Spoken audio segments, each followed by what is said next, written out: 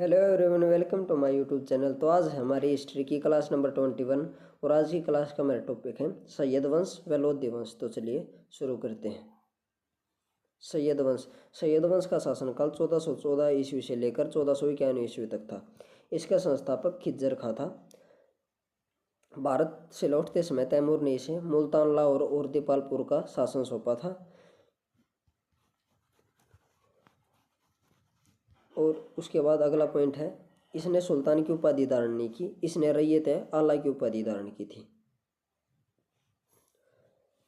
जैसे इससे पहले जो वंश था तुगलक वंश, जब तैमूर का आक्रमण हुआ तो उसके बाद खिज्जर खान ने तैमूर की मदद की थी। तो उसके बाद तैमूर ने इसे ये प्रांत सौंप दिए थे, लेकिन तैमूर के बाद इसने सैयद वंश की स्थापना कर दी।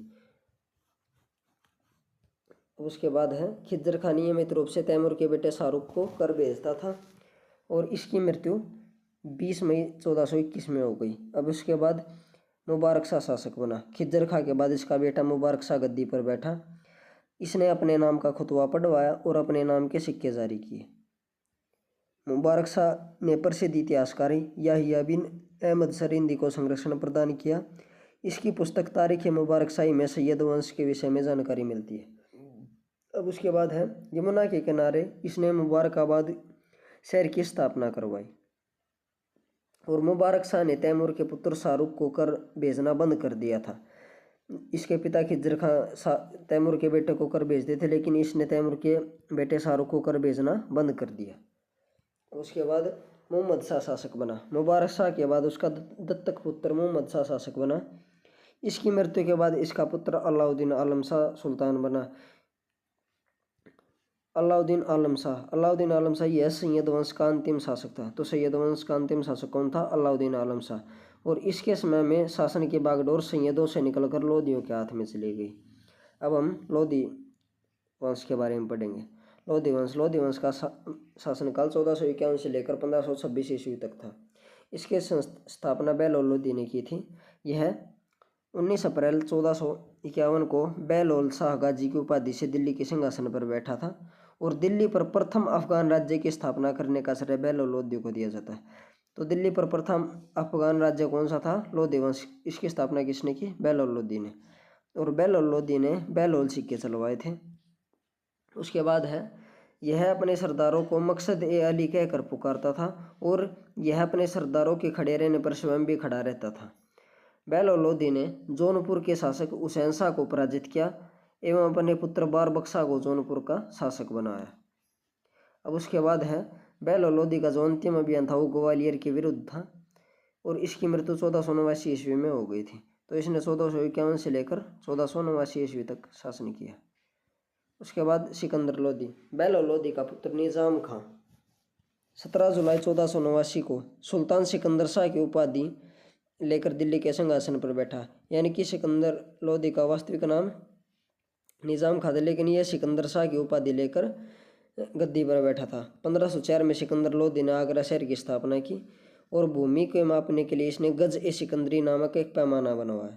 अब उसके बाद यह गुलरुखी उपनाम से फारसी में कविताएं लिखता था। कौन? सिकंदर लोधी का उपनाम क्या था? गुलरुखी। यानी कि ये गुलरुखी उपनाम से फारसी में कविताएं लिखता था और इसने आयुर्वेद पर लिखे गए ग्रंथों का फारसी में अनुवाद करवाकर फरंग सिकंदरी नाम दिया और जो संगीत पर लिखे गए ग्रंथ थे, यानी कि जो संगीत के ग्रंथ थे, उनका फारसी में अनुवाद करवाकर उनका नाम लज्जत सिकंदरी रख दिया।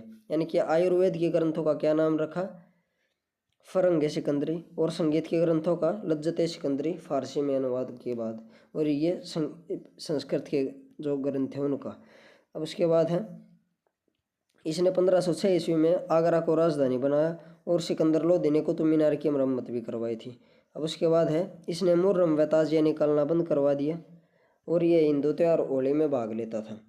सिकंदर लोधी की मृत्यु गले की बीमारी के कारण 21 नवंबर 1517 ईस्वी में हो गई। इसके बाद इसका पुत्र इब्राहिम लोधी गद्दी पर बैठा। इब्राहिम लोधी लोधी वंश का अंतिम शासक था। इसने ग्वालियर के राजा विक्रमजीत को पराजित किया और ग्वालियर पर अधिकार कर लिया। अब उसके बाद है घाटोली का युद्ध। यह 1517-18 ईस्वी में मेवाड़ के शासक राणा सांगा और इब्राहिम लोधी के बीच हुआ था। इसमें राणा सांगा की जीत हुई, यानी कि इस युद्ध में इब्राहिम लोधी हार गया था। घाटोली का युद्ध जो कि 1517-18 में हुआ था मेवाड़ के शासक राणा सांग और इब्राहिम लोधी के बीच। अब उसके बाद पानीपत का प्रथम युद्ध। यह युद्ध 21 अप्रैल 1526 ईस्वी को हुआ था इब्राहिम लोधी और बाबर के बीच। इस युद्ध में इब्राहिम लोधी मारा गया।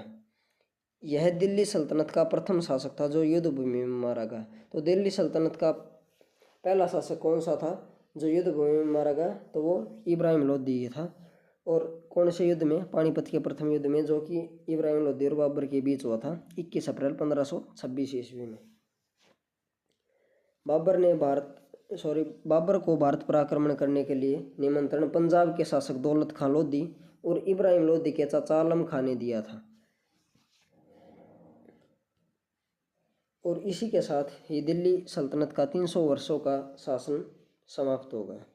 अब हम नेक्स्ट मुगल साम्राज्य के बारे में पढ़ेंगे। उसकी स्थापना बाबर ने की थी इब्राहिम लोधी को पानीपत के प्रथम युद्ध में हराकर। और अगर आपको ये वीडियो अच्छी लगे तो वीडियो को लाइक एंड शेयर करें तथा चैनल को सब्सक्राइब करें। Thank you.